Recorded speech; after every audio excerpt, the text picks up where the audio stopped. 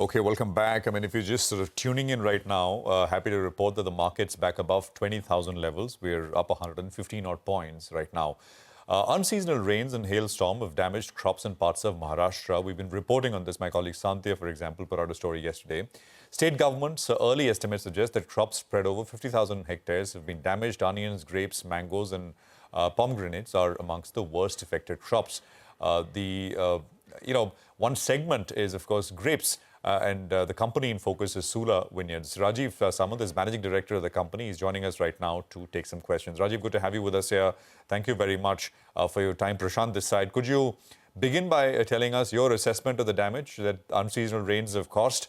What is the cycle? I mean, I thought the harvest cycle was Jan to March, right? So how does this impact you? Good morning to you, Prashant, and your viewers. So I would like to say that the media attention that has focused on this unseasonal rain has been a bit blown out of proportion. So as you pointed out, our harvest is only January to March. And I'm very happy to say that in our case, specifically Sula's case, there's absolutely zero impact on our sourcing and on our business. So in our case, we are fully aware that unseasonal rain events happen all the time.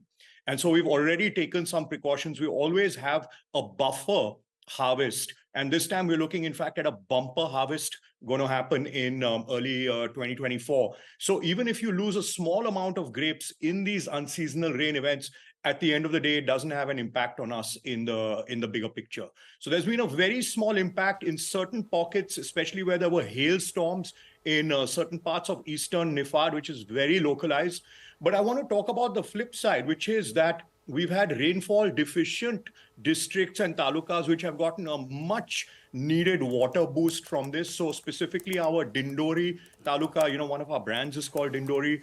We were looking at a deficient monsoon there, and this has been very welcome rain. So that flip side of it has not been talked about at all. So it's looking good overall. When you, Rajiv, talk about a bumper harvest, two things. One, what is the sort of planting cycle and how long does the crop take? That is one.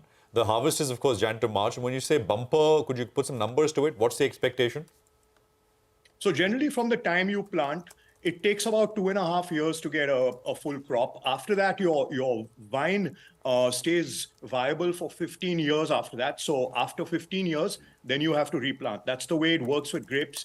Our harvest season for wine grapes specifically is January to March. What you get at this time are table grapes, and those have been a little bit more affected, but that does not impact the wine grape crop. So those are a little bit of the features in terms of grapes. This year, we are looking at a huge harvest in terms of quality and quantity. We've had perfect growing conditions until now.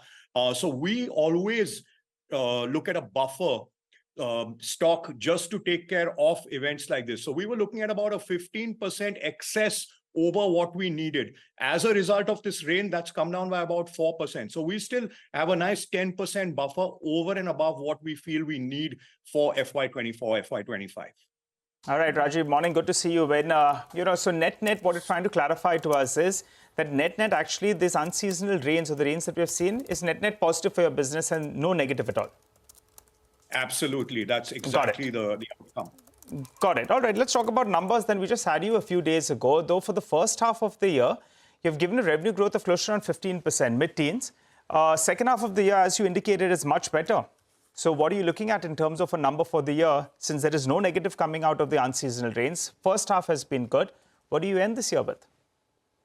So we are in our all-important Q3. As you know, sale of premium wine in this country is a very seasonal business. So just as you have a Q1 being the main harvest quarter, you have Q3 being our main sales quarter. It's festivals, celebrations, wedding season, etc., etc. We're bang in the middle of Q3 right now, and things are looking pretty solid. So we hope to have another set of good numbers at the end of Q3. I really don't have that much visibility on Q4. Q3 is by far our most important quarter. Things are looking solid. Q3, till now, in comparison to Q3 of last year, how much better is it, roughly? So, it's a bit too early for me to comment on that, but no negative surprises. And I would say broadly in line with what's been happening so far in this year. That's what I would say. Hey, and it's been a bumper year, right, for travel, tourism, and of course, you were speaking about how wine tourism has picked up in a big way as well. Rajiv, this is Sonia. Thanks for joining in. You said Hi, the Sonia. last time we spoke, that 90 crores is what you would be doing in the wine tourism business. You want to scale that up, and what do you think the opportunity will be over the next couple of years?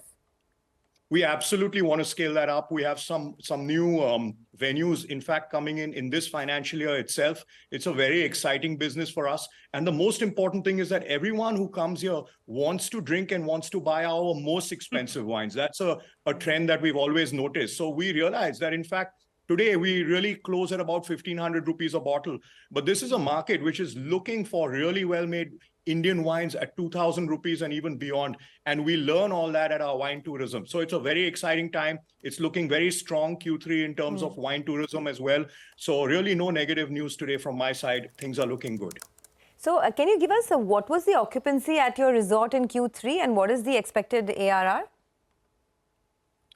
Look, that's very specific. We are right in the middle of Q3 right now. And I'm very pleased to say that this week, the occupancy looks very high. Our campus is crawling with people and everyone delighted when they leave from here. They become wine brand ambassadors and Sula brand ambassadors.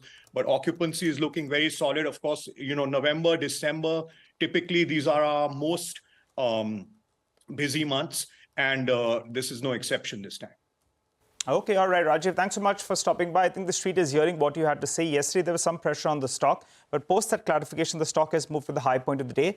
You're sounding optimistic, but it's shorting a little, stopping a little short of numbers. So maybe next time around, you could give us a guidance for the year as well as how do you see things pan out. For the time being, things looking up for you.